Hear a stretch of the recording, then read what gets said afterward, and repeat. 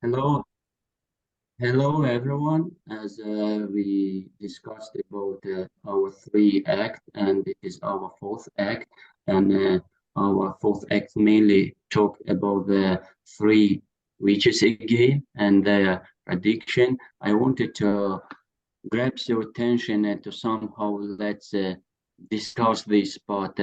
As we know, the main point of this act is started from three witches, from their prediction, from their process. Let's start to discuss somehow about it. And my first question to discover the role of the witches and their prophecy. How do their prediction affect Macbeth's decision and action? As a luminary, literary luminary, I want to add, I also want to pay attention to this fan. In scene 4, Macbeth again visits, in the second time, visits the witches to get the information. He seeks more information about his future, and the witches give him three apparitions, and all three apparitions are a kind of cryptic message.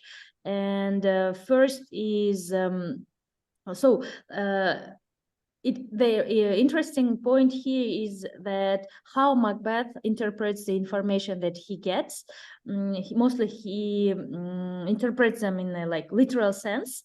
And he, at the end, after this meeting, after this meeting, he believes that he's invincible. So he has the idea that he can win. He wants to be the king and keep this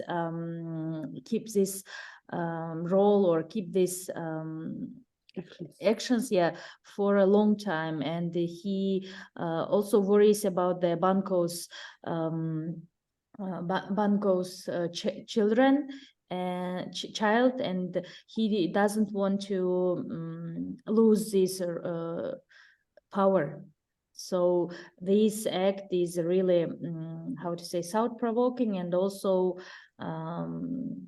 important for the future actions of Macbeth. Also, I just want to add that the witches' prophecies fuel Macbeth's ambition even more. So in this, and leading him to his action to become a king.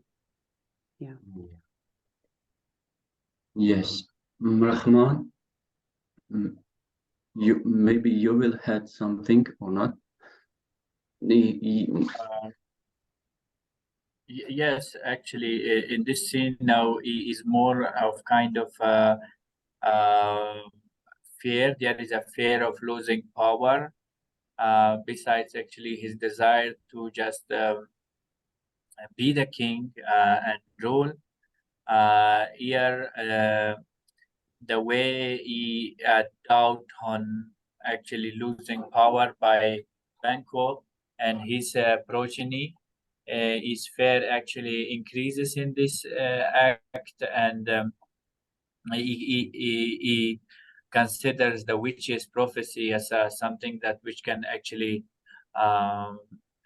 put him in trouble, and which may cause him to lose the war to Banquo and to Malcolm in the upcoming scenes. Yeah. Yes. Also, I do agree with you, and I also wanted to somehow guided you in this prediction, the process. In your opinion, to what extent this process or pre-prediction of these witches, to what extent they fit to each other, or to have coherence between each other?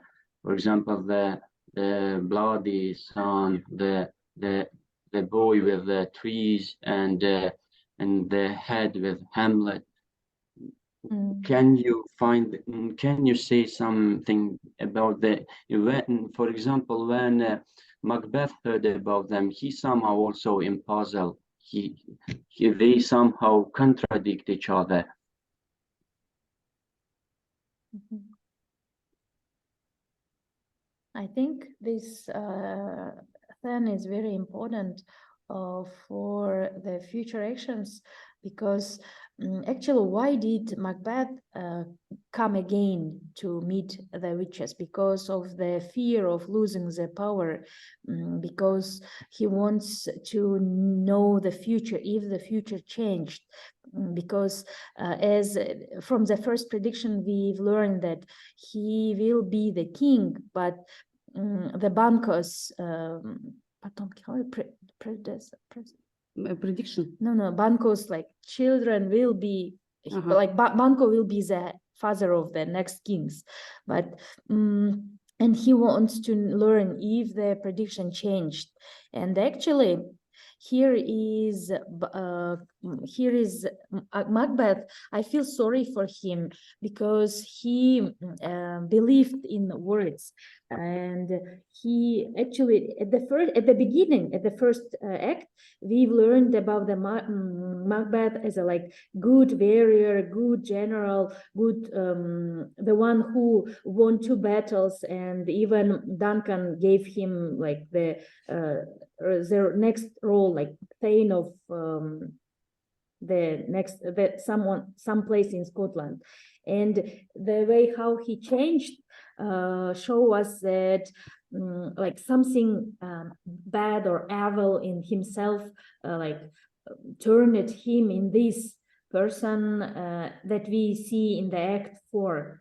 And this scene is very important. It changes the next actions in this strategy. And actually, he interprets the prophecies as like he wants to see them. Like he wants to be like he believes that he's invincible, but the prophecies are like strange. And if he had more critical thinking, he wouldn't do the next steps that he did. Yeah. Can I add as a connector? So as a connector, I have to connect with our real world, and I would like to say that in Act 4 of Macbeth shows how people can get obsessed with power. So I can say that Macbeth was already obsessed with power, and he continued doing these bad things. It's like situations in the real world where leaders care more about themselves than their country or people. And so Macbeth's determination to be powerful and his terrible actions are like some leaders who will do anything to stay in power. So I can make this way. I'm not sure if we can compare it to the Russian president, because he doesn't want to lose his power, and that's why he goes further to change the constitution and so on. It reminds me that. Yes, of course. If we connect to this world today, we can see the reality. Some action that Macbeth did in his in order not to lose his power, and he start doing the most violent action. Starting in Act 4, he start killing the son of Macbeth, his wife, and in order not to lose his power. And yes, we can connect with today's world and what some people in authority they do such bad things in order to keep their position in the authorities. I agree with you. Yeah. As a literary luminary, I also want to point to the next thing. It is the Act 4 Scene 3, where the Macduff and the Malcolm have this conversation, and where the like it's a deeply suspicious of Malcolm's intentions, so he checks, and he fears that Malcolm will be like as Macbeth, and then their conversation between them is kind of thought-provoking. And actually, Macduff here explores not Macduff, but Shakespeare explores here the topic of trust and mistrust. and betrayal, and there's a like big attention and uncertainty in this fan, and we can see how we can see the like atmosphere of the Scotland at that time, when they do not trust anyone, and or have to check if the person is right or not to share their thoughts. And when they we see here the plot twist, because when they Malcolm and we can see the conversation between Macduff and Malcolm, and then after, as a result of this conversation, they see that like Malcolm is a right person to follow. And this makes I think the good how to say point, yes, turning point to the next actions, yeah, Decisions, actions. decisions, yes, because two people is better than one. Yes, and the overall scene, as we see, the language is used here, mostly considering us as a second or third or fourth language speakers. Actually, this scene, which is the lengthiest, I think this Act 4 is the lengthiest act. It is very lengthy, and it has a lot of vocabularies in it, which is actually mostly used in a very old, like Shakespeare, Scotland slogan languages, where some of the common words, like we can say, when it begins, it actually the way it shows, it talks about their fear and their decision, actually, because of the witches perceiving them to kill Lady Macbeth and the children. At the beginning, he talks about the using of seal, of dragon tooth, and of wolf, which mummy, Mao, and Golfier.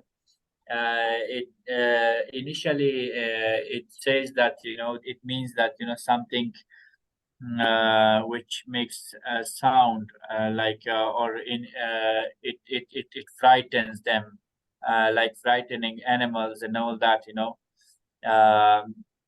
The way cat actually meows, like that sound, and like this, there are many other kind of vocabularies which are used to make him frightening sounds, and it here also actually frightens himself by using such kinds of vocabularies and describing how actually the situation goes with him and how he feels in the acts.